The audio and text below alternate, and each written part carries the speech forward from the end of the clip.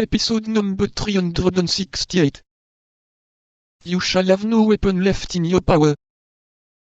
There is a weapon, which despairs placed within the reach of every creature who has the courage to use it. I will allow myself to die with hunger. Come, said the wretch, is not peace much better than such a war as that? I will restore you to liberty this moment. I will proclaim you a piece of immaculate virtue. I will name you the Lucretia of England. And I will say that you are the Sextus. I will denounce you before men, as I have denounced you before God, and if it be necessary that, like Lucretia, I should sign my accusation with my blood, I will sign it. Ah, said my enemy, in a jeering tone, that's quite another thing. My fate. Everything considered, you are very well off here. You shall want for nothing, and if you let yourself die of hunger that will be your own fault. At these words he retired. I heard the door open and shut, and I remained overwhelmed, less, I confess it, by my grief than by the mortification of not having avenged myself. He kept his word. All the day, all the next night passed away without my seeing him again. But I also kept my word with him, and I neither ate nor drank. I was, as I told him, resolved to die of hunger. I passed the day and the night in prayer, for I hoped that God would pardon me my suicide. The second night the door opened. I was lying on the floor, for my strength began to abandon me.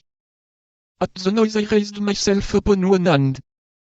Well, said a voice, which vibrated into terrible manner in my ear not to be recognized, well, are we softened a little? Will we not pay for our liberty with a single promise of silence?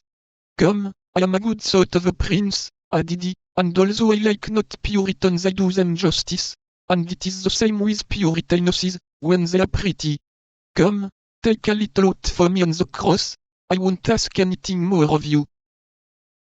On the cross, cried I, rising, for at that abhorred voice I had recovered all my strength, on the cross I swear that no promise, no menace, no force, no torture, shall close my mouth.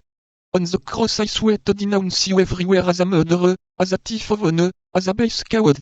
On the cross I swear, if I ever leave this place, to call down vengeance upon you from the whole human race. Beware, said the voice, in a threatening accent that I had never yet heard.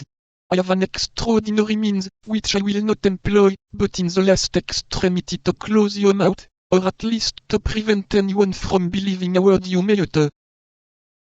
I mustered all my strength to reply to him with a burst of laughter. He saw that it was a merciless war between us, about the death. Listen, said he. I give you the rest of tonight, and all day tomorrow. Reflect. Promise to be silent, and riches, consideration, even honor, shall surround you. Threaten to speak, and I will condemn you to infamy. You, cried I. You,